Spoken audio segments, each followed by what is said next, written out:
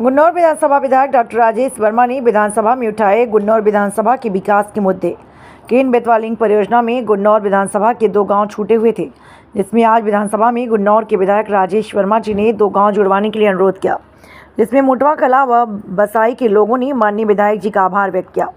आभार व्यक्त करने में पूर्व जनपद उपाध्यक्ष अरविंद सिंह यादव, मोटवा कला के निवासी गुन्नौर विधानसभा के बीजेपी विधायक डॉक्टर राजेश वर्मा ने विधानसभा में जेके सीमेंट फैक्ट्री पर जिले के शिक्षित बेरोजगार युवाओं को रोजगार की जगह रोज रोड एक्सीडेंट दे रही है दावत, जिसका सीमेंट फैक्ट्री विधानसभा में मुद्दा उठाया।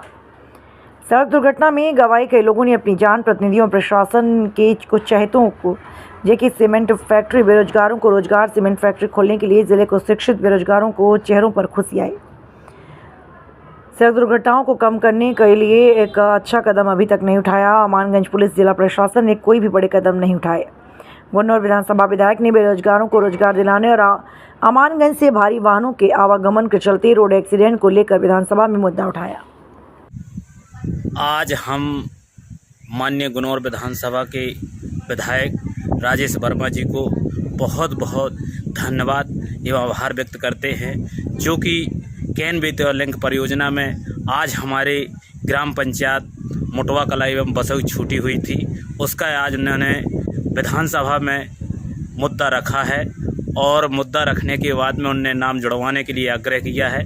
हम लोग ग्रामवासी बहुत खुश हैं और आभार व्यक्त करते हैं माननीय राजेश वर्मा जी का। अरविंद सिंह यादव, पूर्व जनपद उपाध्यक्ष, पन्ना। बहुत बहुत बधाई, धन्यवाद।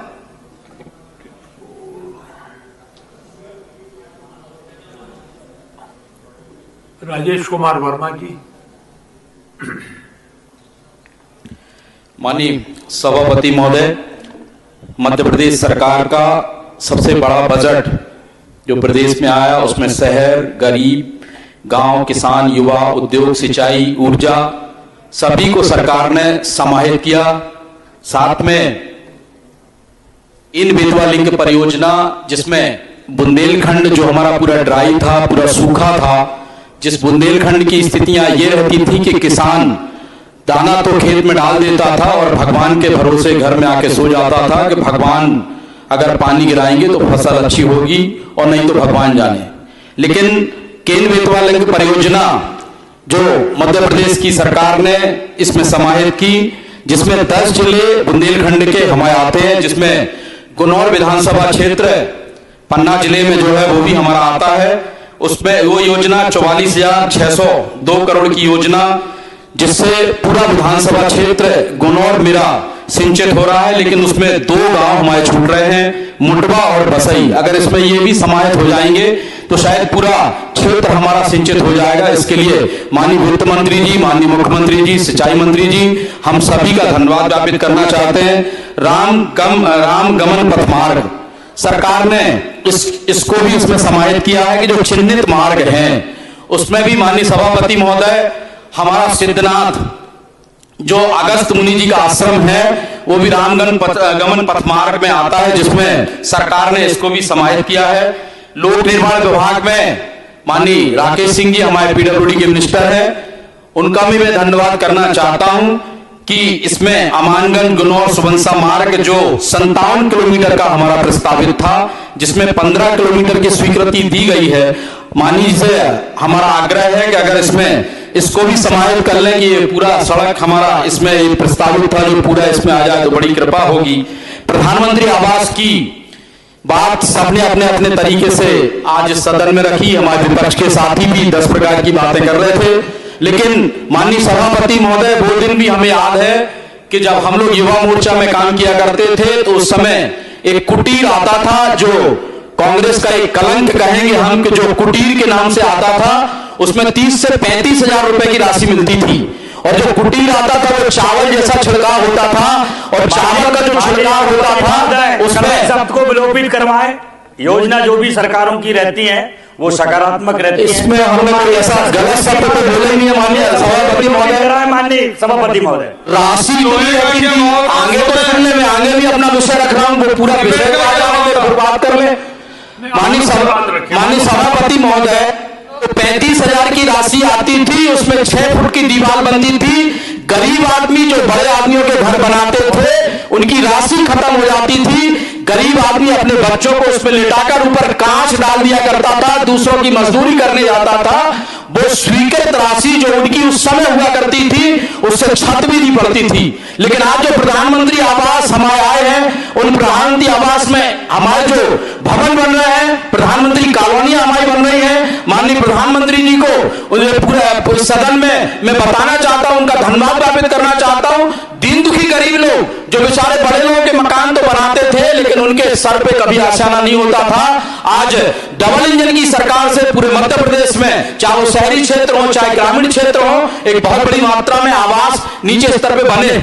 आज कहीं ना कहीं हम मिढ़ासन नदी, माननीय सभापति महोदय, पूरे विधानसभा क्षेत्र गुनौर की हमारी एक लाइफ लाइन है। विधानसभा क्षेत्र गुनौर काफी पिछड़ा क्षेत्र है, 75% हमारा किसानी का क्षेत्र है। एक मिढ़ासन नदी है जो पूरे विधानसभा क्षेत्र में एक लाइफ लाइन के रूप में है। अगर इसको भी इसमें समाहित कर लिया जाए, इसको पुनर्जीवित कर दिया जाए तो सिंचाई के और भी हमारे साधन यहाँ पे बढ़ जाएंगे। लाडली बहना की बात, आज चुनाव के पहले हमारे कांग्रेस के साथी नीचे स्तर पे गए, लोगों को भ्रमित करने का काम किया, लोगों के बीच में जाके फॉर्म भी भरवाए कि हमारी सरकार आएगी तो हम इतनी राशि आपको देंगे। इनने तो फॉर्म भी भरवा लिए थे, ये मान के भी चल रहे थे कि इनकी सरकार मध्य प्रदेश में आने वाली है। लेकिन मध्य प्रदेश में लाडली बहना जो हमारी बहनें हैं, हम बहन के खाते में भी पैसा दे रहे हैं, माँ के खाते में भी पैसा दे रहे हैं, सास के खाते में भी पैसा दे रहे हैं, ननद के खाते में भी पैसा दे रहे हैं, हर बहनों के खाते में हम 1250 रुपए महीने दे रहे हैं। आगे भी माननीय अध्यक्ष महोदय, माननीय मुख्यमंत्री जी संवेदनशील मुख्यमंत्री है, मोहन यादव जी की सरकार संवेदनशील सरकार है, आगे भी इसको बढ़ाने के लिए मैं आग्रह करना चाहता हूं माननीय मंत्री जी से, माननीय संसदीय कार्य मंत्री जी से, माननीय मुख्यमंत्री जी से कि अगर इसका पोर्टल खुल जाएगा तो कुछ बहनें हमारी अभी भी आस लगाए बैठी। इसमें एक निवेदन और करना चाहता हूं माननीय सभापति महोदय कि जो हमारी विधवा बहनें होती हैं, अगर उनको भी इसमें समाहित कर लिया जाए, क्योंकि उनको कहीं किसी योजना से लाभ नहीं मिलता, अगर इसमें इसको भी समाहित कर लिया जाए, जो हमारी विधवा बहनें होती हैं तो उनको भी इसमें लाभ मिलेगा।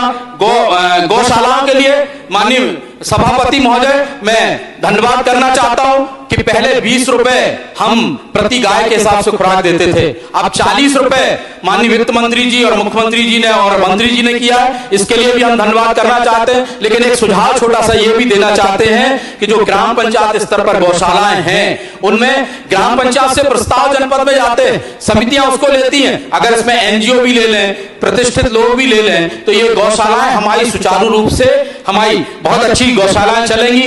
एक निवेदन ये भी करना चाहता हूं, विधानसभा क्षेत्र गुनौर में एक सीमेंट कारखाना जेके सीमेंट के नाम से संचालित है।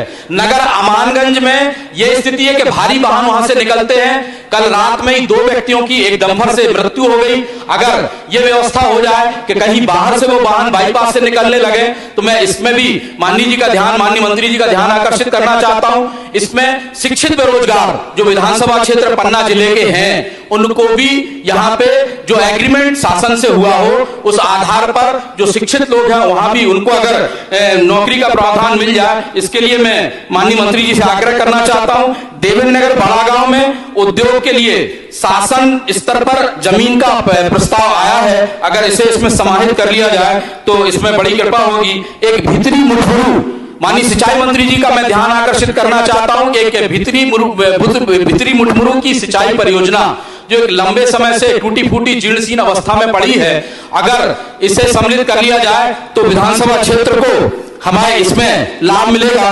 देवेंद्र नगर से सलेहा मार्ग आज सिंगल रोड है, अगर ये डबल लाइन रोड हो जाए, अगर इसको इसमें समाहित कर लिया जाए तो यहाँ के लोगों को आवागमन में काफी सुविधा होगी। महाविद्यालय हमारा सलेहा ककरेटी ये प्रस्तावित है पहले से।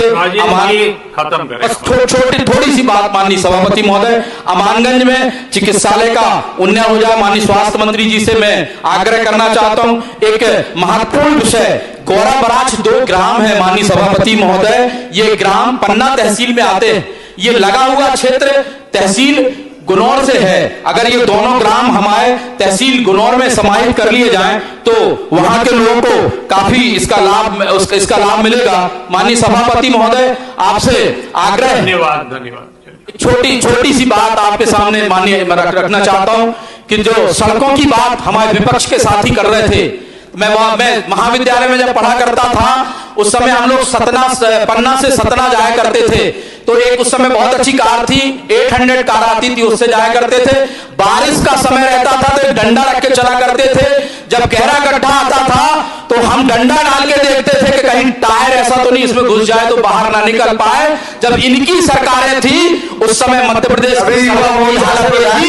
आज मध्य प्रदेश में भारतीय जनता पार्टी की सरकार है तो रोडों का जाल पूरे मध्य प्रदेश में इतना अच्छा है कि हम अगर पन्ना से भोपाल आते हैं तो हमें पता है इसके सरकार नहीं आ पाते। जय भारतीय जनता पार्टी, जय मान सरकार। कांग्रेस की सरकार स्कूल नहीं खोलती तो जो बोलने लायक नहीं रहते, और जिस पर इन्होंने डामर बिछाई उसका बेस कांग्रेस है। तो हम इनको जवाब दे दें, इनके समय इनके जो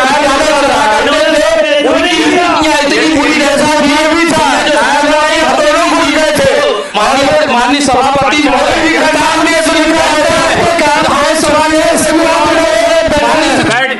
धन्यवाद देना चाहता हूँ। एक नहीं 3 सीएम राइज दिए, इसके लिए बहुत बहुत धन्यवाद ज्ञापित करना चाहता हूँ। माननीय सभापति महोदय, आपने बोलने का अवसर दिया था, का मूल्यांकन करके आपको सीट पर बिठाया है।